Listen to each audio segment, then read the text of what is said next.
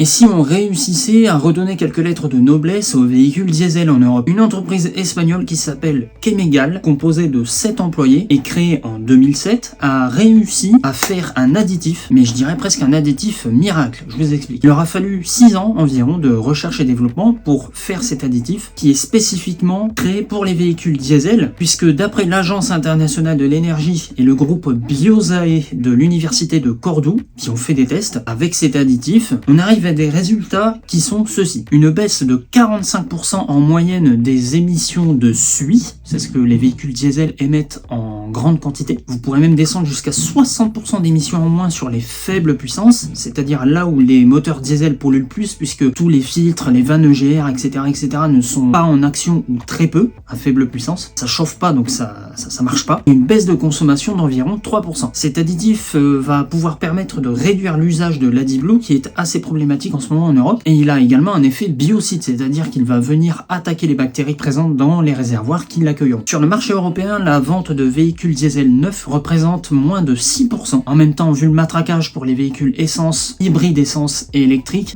les gens ils savent plus qu'il y a des diesels qui existent encore. Et ce même parc automobile européen est encore actuellement composé d'environ 50% de véhicules diesel qui se retrouvent donc anciens et donc polluants. Ça serait donc l'additif miracle pour sauver les vieux diesels, leur redonner encore quelques années d'espérance. En tout cas, en Espagne, feu vert pour la commercialisation de cet additif sur le marché. Il y a déjà des grands distributeurs de carburant qui sont intéressés pour la vente de cet additif. Espérons, croisons les doigts pour que ça ait du succès et que ça arrive ailleurs en Europe, pour pouvoir faciliter la vie des personnes qui roulent encore avec un vieux diesel mais qui est encore capable de rouler très bien. Allez, à bientôt hein.